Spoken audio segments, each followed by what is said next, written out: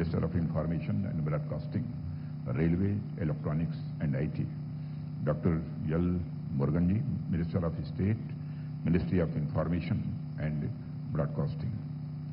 Sri Prabhat, Additional Secretary, and Sri Bhupendra Kenthola, Principal DG Publication Division, और यहाँ मौजूद सभी सम्मानित देवियों व सज्जनों, मीडिया के मित्रों, ये मेरा सौभाग्य है कि राष्ट्रपति महोदया की विचार गंगा को आपके समक्ष रखने का मुझे भगीरथ मौका मिला है। आज राष्ट्रपति जी की जो पुस्तक आशाओं की उड़ान, विंग्स ऑफ होप्स का जो विमोचन हुआ है, जैसा बताया गया आपको, उनके 51 भाषणों का यह संकलन है जो उन्होंने समय समय पर राष्ट्र के नाम संदेश से लेकर विश्वविद्यालयों के दीक्षांत भाषण, नवाचार, देश के विकास में नारी शक्ति का योगदान, हमारी सांस्कृतिक विरासत और समानता की भावना पर दिए हैं। मैंने पुस्तक को सधी नजर से देखा है और मैं ये कह सकता हूं कि इस पुस्तक में संकलित सभी लेख 2047 के विकसित भारत के लक्ष्य प्राप्ति के साधन हैं। यानी विकसित भारत साध्य है और यह किताब उसका साधन है। पुस्तक के सभी लेख हमारी गौरवशाली विरासत को संरक्षित करते हुए प्रगतिशील विचारों के साथ विकसित भारत को गढ़ने के औजार बनेंगे, ऐसा मेरा विश्वास है। राष्ट्रपति द्रौपदी जी ने हमारे देश की विविधता के महत्व को जाना है, समझा है, वंचितों की व्यथा को पहचाना है। इसलिए आशाओं की उड़ान समानता की भावना का भी यह उद्घोष करती है। साथियों, अपनी सार्वजनिक व्यस्तताओं और संवैधानिक जिम्मेदारियों को निभाते हुए राष्ट्रपति जी ने ज्ञान और विचार का यह गुलदस्ता किताब के रूप में तैयार किया है। यह किताब पाठकों की मानवीय संवेदनाओं के साथ ज्ञान की भी यह वृद्धि करती है। राष्ट्रपति जी, जैसा आप सबको जानकारी है कि मूलतः वह शिक्षक रही हैं। इस किताब को अगर आप पढ़ेंगे तो लगेगा कि राष्ट्र निर्माण में वे शिक्षिका की भूमिका आज भी निभा रही हैं। किताब में उनकी प्रखर मेधा हर कहीं दिखाई देती है। उनका शिक्षक इस पुस्तक में ज्ञान की मशाल लेकर आगे आगे चलता है और पढ़ने वाला समझता है कि शिक्षा, नवाचार, राष्ट्रीय गौरव, वैश्विक संबंध, महिला सशक्तिकरण और अपनी सांस्कृतिक विरासत पर हम जितना जानते हैं उससे कहीं ज्यादा हम अनजान हैं। मैं भी शिक्षक रहा हूं, इसलिए एक शिक्षक के नाते हमें इस बात के लिए मैं सदैव सजग भी रहता हूं कि हम अपने भाषणों में भावी पीढ़ी के लिए कुछ वैचारिक खुराक अवश्य रखें, क्योंकि किसी भी देश के भविष्य की नींव शिक्षक ही रखता है। आने वाली पीढ़ियां भी उसी के हाथ से गढ़ी जाती हैं। इसीलिए कबीर ने कहा है कि यह तन विष की बेलरी, गुरु अमृत की खान, शीश दिए जो गुरु मिले तो भी सस्ता जान। अगर शीश देने से भी गुरु मिलता है तो इससे सस्ता कोई सौदा नहीं है। यह महत्व है हमारी परंपरा में शिक्षक का और उस शिक्षक के ज्ञान का। सृष्टि की सबसे शक्तिशाली चीज ज्ञान है और साथियों, आप सभी जानते हैं ज्ञान है तो ही जीवन है। राजनीति हो या समाज, सभ्यता हो या संप्रदाय, अध्यात्म हो या ललित साहित्य, व्यवस्थित ज्ञान का स्रोत पुस्तकें ही हुआ करती हैं। साथियों, इस पुस्तक में संकलित भाषणों में भारत के धरती की खुशबू है और देशवासियों की आकांक्षाओं की उड़ान भी है। आशाओं की उड़ान, यह इस पुस्तक का सार्थक नाम तो है ही, साथ ही हमारे देशवासियों के मनोभाव का भी वर्णन है।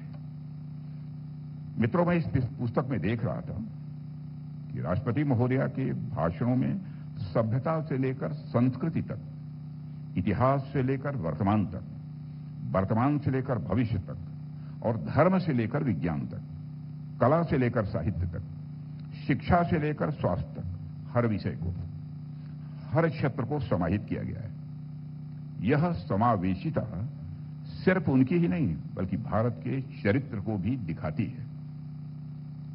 साथियों, आज जब यहां राष्ट्रपति महोदया के भाषणों के संकलन का विमोचन हो रहा है, तो मैं कहना चाहूंगा कि स्पीचेज, भाषण केवल शब्दों का संग्रह भर नहीं होते, वे एक युग की गवाही होते हैं। जब Pandit Jawaharlal Nehru tryst of with destiny बोलते हैं तो ये मार्टिन लूथर किंग की आई हैव ए ड्रीम बोलते हैं, तो वे केवल कुछ शब्द नहीं बोल रहे होते बल्कि संघर्ष आशा और भविष्य का नक्शा खींच रहे होते हैं। हमने दुनिया भर में देखा है कि कई बार स्पीचेज से आंदोलन भी जन्म लेते हैं, नीतियां बनती हैं, जनमत भी तैयार होता है, और स्पीचेज न केवल वर्तमान का चित्रण करती हैं बल्कि भविष्य के लिए विचारों का बीजारोपण भी करती हैं। इसलिए मेरा यह मानना है कि जब स्पीचेज को संग्रहित कर पुस्तकों के रूप में प्रकाशित किया जाता है तो वे एक युग की बौद्धिक धरोहर बन जाती हैं।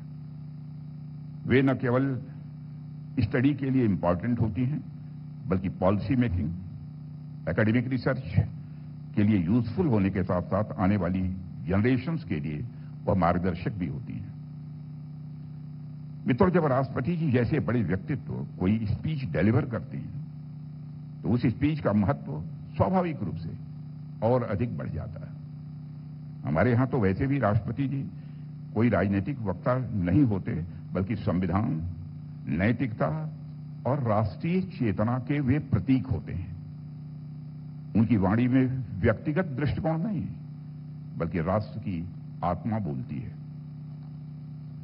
मित्रों, इसलिए उनके द्वारा कही गई बातें तो और भी प्रासंगिक हो जाती हैं। हमारे यहां तो वैसे भी महाजनो एन गतः सपंथा कहा गया है, यानी जिस मार्ग पर महापुरुष चलते हैं वही पथ सभी के लिए अनुकरणीय हो जाता है। और राष्ट्रपति जी ऐसी व्यक्तित्व द्वारा दिए गए स्पीचेस के संदर्भ में तो यह कथन और भी अधिक स्वाभाविक रूप से प्रासंगिक हो जाता है। जब राष्ट्रपति जी कुछ कहती हैं तो वे केवल राय नहीं देती हैं, वे एक पथ का निर्माण करती हैं। उनकी वाणी से मूल्य, विचार और दिशा निकलती है। इसलिए मैं समझता हूं यह पुस्तक अपने आप में एक लैंडमार्क स्टेप है जिससे आने वाली पीढ़ियां सीख सकती हैं, समझ सकती हैं और प्रेरणा भी प्राप्त कर सकती हैं। मित्रों, हमारा देश वाचिक परंपरा का देश रहा है। विद्यार्जन के लिए श्रुति पर निर्भरता लंबे समय तक रही है। सुनकर लोग अपना ज्ञानवर्धन करते थे, लेकिन महत्व की चीजों को गौरव चमते वृक्ष की छालों और पत्तों पर लिखकर उसे संग्रहित किया जाता रहा है। इसी तरह ज्ञान की श्रेष्ठ परंपरा आज तक हमारे पास प्रवाहित होती है। और यह अकारण नहीं था कि बख्तियार खिलजी ने नालंदा विश्वविद्यालय का वह संग्रहित 90 लाख किताबों के साथ जला दिया था, क्योंकि किसी देश की संस्कृत की महान परंपरा को अगर ध्वस्त करना हो तो महल और ईंट पत्थरों को नहीं, उसकी ज्ञान और विद्या की परंपरा को, आस्था को ध्वस्त करना होता है। हालांकि भारत की विशाल सांस्कृतिक परंपरा इतनी व्यापक है कि नालंदा के बलिदान के बाद भी हम आगे बढ़े और अपने ज्ञान को, विद्या को पीढ़ियों में संजोकर आज भविष्य की ओर हम तेजी से अग्रसर हैं। इसलिए सांस्कृतिक समृद्धि के लिए किताबों के लिहाज से समृद्ध होना यह आवश्यक भी है। गीता का यह एक श्लोक है, यद यदाचरित श्रेष्ठत देवेतरो जनः स सत्य प्रमाणम कुरते लोकस्तद लुवर्तते। यानी श्रेष्ठ लोग जैसा आचरण और व्यवहार करते हैं और जिन बातों को प्रतिपादित करते हैं, प्रमाणित करते हैं, लोग यानी आमजन उसी को उदाहरण और उचित मानकर उसे स्वाभाविक रूप से अंगीकृत भी करते हैं। मुझे उम्मीद है कि राष्ट्रपति जी की यह किताब भी लोक जनमानस के लिए ज्ञान की मिसाल बनेगी। साथियों, पुस्तक ज्ञान का पिटारा होती है। इसको लिखने के लिए भी एक सूझ, समझ, अध्ययन, अनुभव और अभिव्यक्ति की भी आवश्यकता होती है। इसलिए पुस्तक लिखने वाले लोग श्रेष्ठ माने गए हैं। हम जब दुनिया के तमाम धर्मों, संस्कृतियों, परंपराओं की ओर देखते हैं, उसके मूल में, उसके जड़ में हमें किताबें ही मिलती हैं। किताबों में कही गई बातों को लोग अपनाते हैं। कोई वेद और पुराण से सीखता है, तो कोई बाइबल और कुरान को अपनाता है, तो कहीं तो ग्रंथ ही गुरु है। महामहिम राष्ट्रपति जी की यह किताब भी विकसित भारत का एक कर्म ग्रंथ बनेगी, ऐसा मेरा विश्वास है। साथियों, इस संकलन के 51 लेखों में 10 लेख विश्वविद्यालयों में हुए दीक्षांत भाषण हैं। यह इसलिए भी महत्वपूर्ण है कि दीक्षांत विद्याध्ययन के गुरुकुल में विद्यार्थियों का आखिरी संस्कार होता है, और दीक्षांत का दूसरा नाम समावर्तन भी होता है। समावर्तन का मतलब है वापस लौटना। विद्यार्थी दीक्षांत के जरिए वापस लौट नया जीवन अपना प्रारंभ करता है। दीक्षांत भाषण के बाद तैत्तिरीय संहिता में शिक्षा समाप्ति पर आचार्य द्वारा दीक्षांत का उल्लेख मिलता है। और साथियों, आचार्य विद्यार्थी को भावी जीवन का उपदेश देते हैं। दुनिया का पहला दीक्षांत भाषण नैमिषारण्य में हुआ था, ऋषि शौनक के गुरुकुल में हुआ था। और ऋषि शौनक का पहला गुरुकुल था जिसमें तब 10,000 छात्र थे। और दीक्षांत भाषण से सबसे पवित्र और जरूरी सूत्र भावी पीढ़ी को मिलता है। और इस लिहाज से राष्ट्रपति जी के लेख ऋषि परंपरा के लेख माने जाने चाहिए। 19वीं शताब्दी में एक जर्मन दार्शनिक और कथाकार हुए जिनका नाम था फ्रांज काफ्का। इनका कहना था कि अगर कोई किताब हम पढ़ते हैं, वह हमारी खोपड़ी पर पड़ने वाले हथौड़े की चोट की तरह नहीं जगाती है, तो हमें सोचना चाहिए कि हम उसे क्यों पढ़ रहे हैं। किताब को उस कुल्हाड़ी की तरह होना चाहिए जो दिमाग के अंदर जमी अज्ञान की चादर को तोड़ सके। तो मित्रों, आप इस किताब को पढ़िए।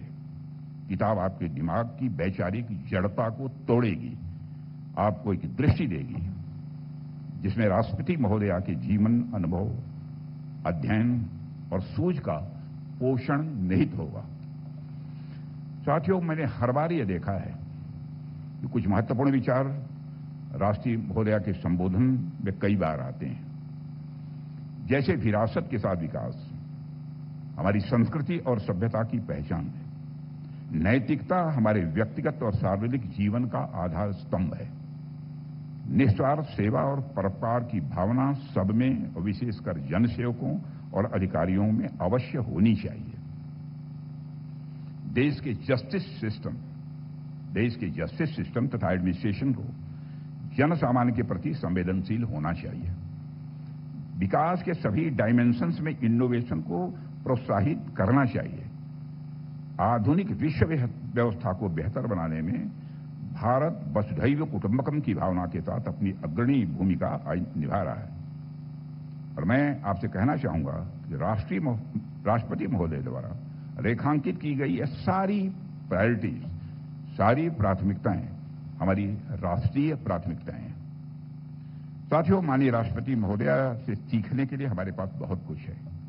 हमारे लिए सौभाग्य की बात है कि हमें उनका मार्गदर्शन मिल रहा है और आज हम गौरव के साथ कह सकते हैं कि वीमेन लेड डेवलपमेंट, जिसकी बात प्रायः हमारे प्रधानमंत्री जी भी करते हैं, वीमेन लेड डेवलपमेंट का सबसे उदाहरण भारत आज विश्व में प्रस्तुत कर रहा है। देश के सर्वोच्च संवैधानिक पद को राष्ट्रीय महोदया सुशोभित कर रही हैं। हमारे संविधान में यह बात उल्लिखित है, the supreme command of the defence forces of the union shall be vested in the president. अपने सर्वोच्च कमांडर के नेतृत्व में हाल ही में हमारे देश की सेनाओं ने ऑपरेशन सिंदूर के तहत ऐतिहासिक सैन्य कार्रवाई की है। और इस और इस ऑपरेशन के सभी उद्देश्यों को हासिल किया है और आतंकियों के मन में भय का संचार करने में भी कामयाबी हासिल की है। साथियों, इस पुस्तक में संकलित प्रमुख भाषणों के जरिए मुझे यह जानकर खुशी हुई है कि राष्ट्रपति महोदया ने एनडीए की नेशनल डिफेंस एकेडमी की पासिंग आउट परेड के अवसर पर आर्म्ड फोर्सेस के युवा अधिकारियों को अपने संबोधन से इंस्पायर किया, प्रेरित किया। उन्होंने आर्म्ड फोर्सेस मेडिकल कॉलेज के 75 वर्ष पूर्ण होने पर प्रेसिडेंट्स कलर प्रदान किया और अपने विचारों से आर्म्ड फोर्सेस